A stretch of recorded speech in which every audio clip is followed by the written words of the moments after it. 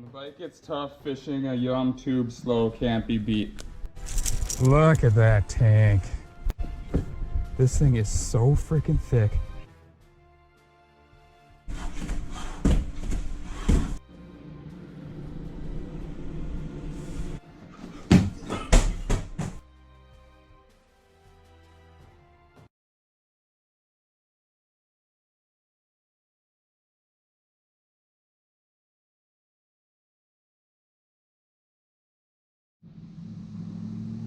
Guys, before I go out today, I'm gonna give you a little tour of my boat, if any of you are interested. Probably are not, but I'm gonna do it anyways. This is my 1600 DLX BT. I'm pretty sure that stands for deluxe boat. Misty River, made in Canada. I got this boat, made in Canada. I got this boat for my graduation present from my dad. I'll be honest with you guys. I think it was like $3 grand. Thanks, Dad. I'm 30 now, so that was 12 or 12 and a half years ago. And this boat is all I need. I'm not really fishing any giant bodies of water. I'm mostly bass fishing. She's not super pretty, but she definitely gets the job done. I've caught so much fish out of this boat. This thing is powered by a Yamaha 30 horse. Runs pretty damn well still. I do a lot of stand-up paddleboard and kayak and canoe fishing, so it doesn't get ran probably quite as much as it should, but she still purrs. Let's jump in.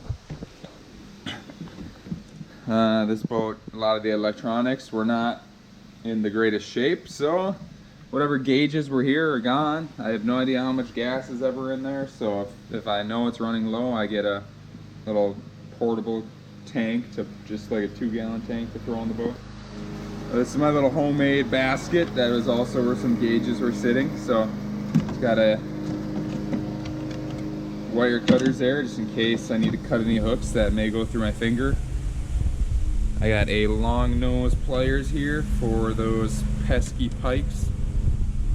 I just got a couple baits that I just threw in here that I want to use today. So I got a couple different tackle boxes that are all pretty small, and then I hang a bunch of lures on the wall here. So, Jesus. So, they dry out, they don't sit in the tackle box and get rusty or whatever, corroded. So I throw them up there, and if I want to take them, I can just look, I can see all of them, I don't have to dig through any boxes, and I can just grab a couple. That's what I'm bringing today, just for backups. Bagley, crankbait, Rapala shad wrap, live target, I think gizzard shad, lipless, and then a Spro fat papa maybe. Live well here, which rarely gets used and does not have a working pump, so I got a pitcher in there. But it does get used once in a while. I've kept a couple walleyes that I catch bass fishing, so. I got the paddle, which is basically like a push-off paddle. Little storage compartment here where I got a clippers, a whistle, and a couple of little swim baits sitting. Highly organized. This is my Garmin. What kind of model is this? I don't know. Anyways, the 7-inch screen, I think, or is it 9-inch? 7 or 9-inch screen, side view. Pretty sweet unit. It was pretty cheap. It was like 470 bucks, which I mean for side view is pretty cheap. Comes with this cover. I really like it a lot. It's got the traditional sonar, the down view, and the side view. Hopefully you can still hear me right now. Then I got these couple rod holders here. Holds 4 rods, and there was nowhere. They're too tall to just screw right into there, so I just screwed some boards in first and then put those in. Not super sturdy, it's a little janky, but whatever, it works. The lights don't work in here, so I got the like aftermarket lights that just get AAA batteries in them. The fish stick, this was in my grandpa's garage. Grandpa died quite a long time ago, but this is sitting in the boat.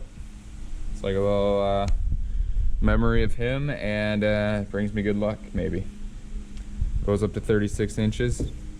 This one goes up to 30. This one goes up to 40. Just put this one on this year, and it's a piece of crap, and it's already coming off, just like Coors Light is a piece of crap beer. So I got a couple rods here with me today. Chatterbait rod. I got the square bill on the Shimano SLX DC. That's what I'm gonna be starting out with, but I got some of these other cranks that I showed you just in case. The Daiwa Coastal, my big swim bait setup. I got this 7-inch Cal Coast torque minnow. This thing is freaking awesome. Hopefully it's gonna catch me a giant today. Molex Supernato frog. Water temp's kind of low, but we've had a couple nice days here, so maybe they're hitting the frog. I know the frogs are getting back into the lakes right now, so maybe they'll be hitting the frog good. Never hurts to bring it. And then I got my big glide bait set up with this Savage Gear Shine Glider 185. This thing looks really sweet. Caught a decent sized pike on it yesterday. Hopefully I can get some giant largemouth on it. Then in the rod locker here, look at this. I threw some stuff that I got yesterday. Got kind of like a pike bucktail, backup Cal Coast torque minnow, hog farmer, big underspin, Savage Gear orange and yellow line through perch. I got this big duck just in case. A couple more square bills and a deep jerk bait, which could come in handy today. So I homemade this. I put a video on it. Most of you probably haven't seen it, but I got some soundproof padding right here to kind of cushion the reels and the ends of the rods. And then at Tackle Warehouse, I ordered a couple rods, and I got some cardboard rod tubes for them. So that's what those are. Two bottom ones don't have a top, so you don't have to put anything, you don't have to like cram it in there and just glide the rod on top, because at the angle I would be going at, like I'd be back here and I'd be trying to get it into the bottom there.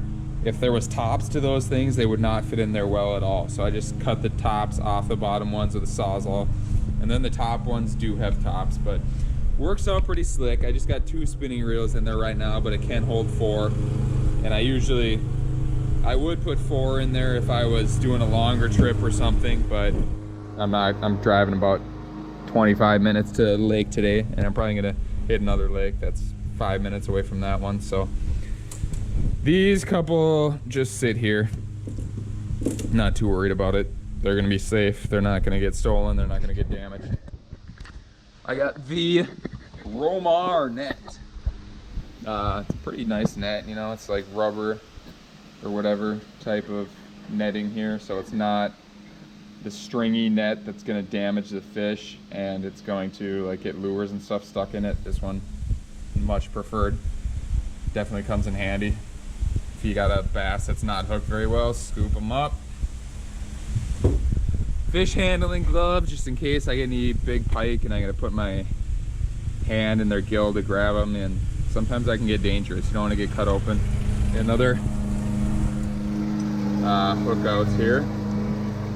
Tackle box, which just has spinner baits, 1 chatterbait, a couple pike trolling lures, and in here is pretty much just like terminal tackle. A lot of this stuff is my older stuff, and I just keep this in the boat just in case.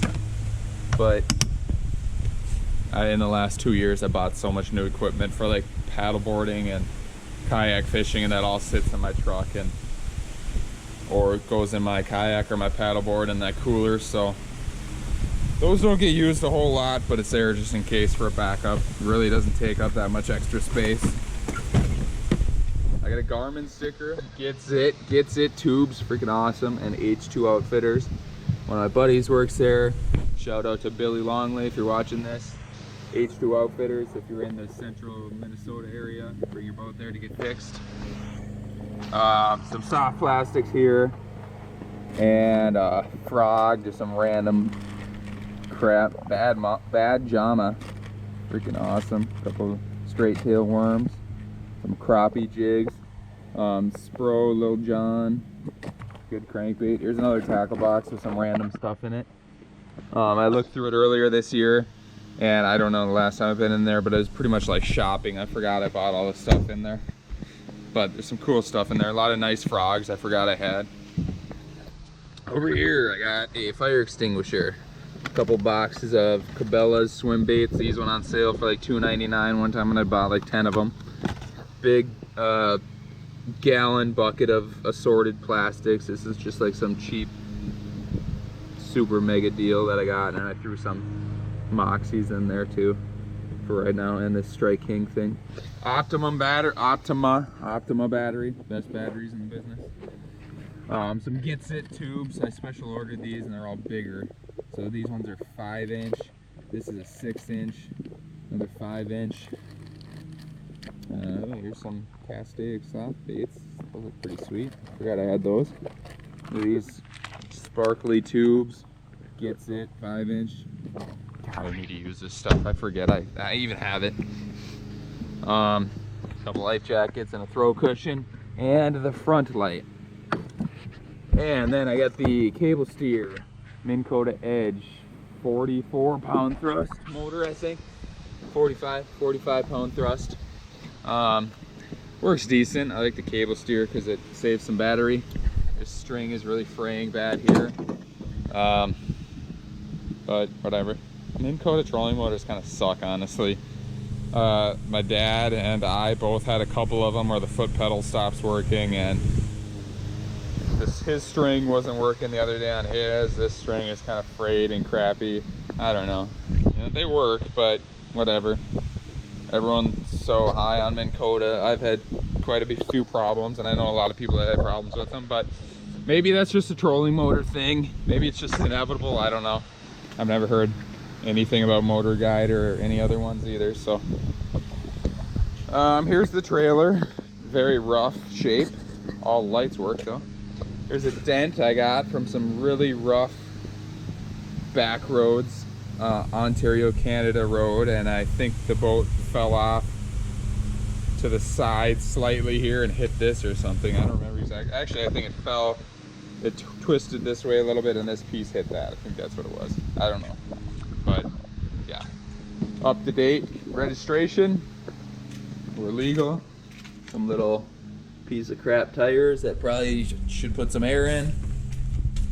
Couple rod saver boat strap things here. Transducer.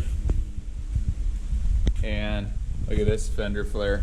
Got some damage to it. One time, myself, my friend, and my brother were driving home from a lake, and I didn't put the straps on. I forgot. Very smart of me. And then when I was driving, I was like, oh crap, I think I forgot the straps, but whatever. Like, I'm gonna drive careful. It's not gonna be too big of a deal.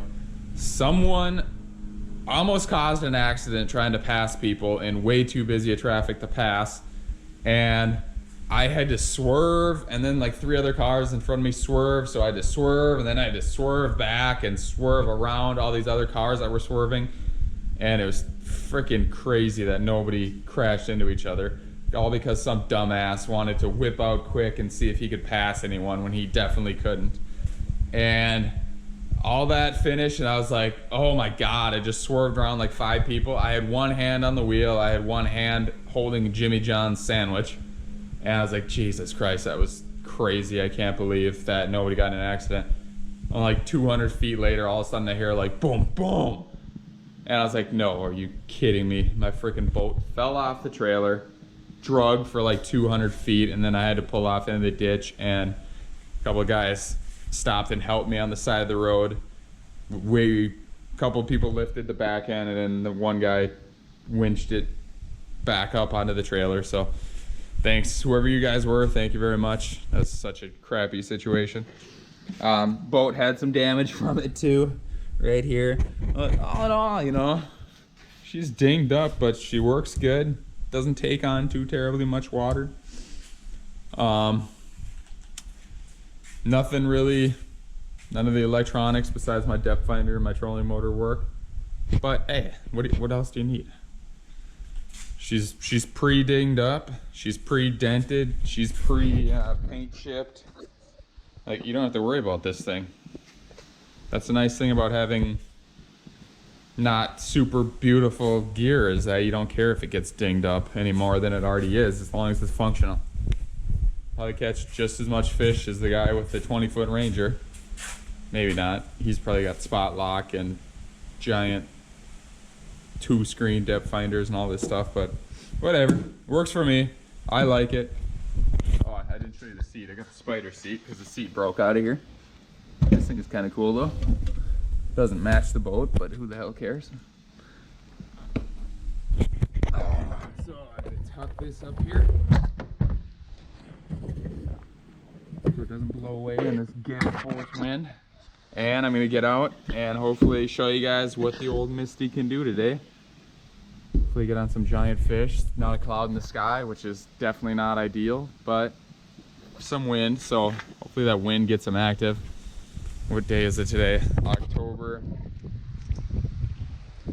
9th. So I mean we're getting there. Maybe a month left at best in Minnesota for open water largemouth fishing with artificials, unless you really slow down.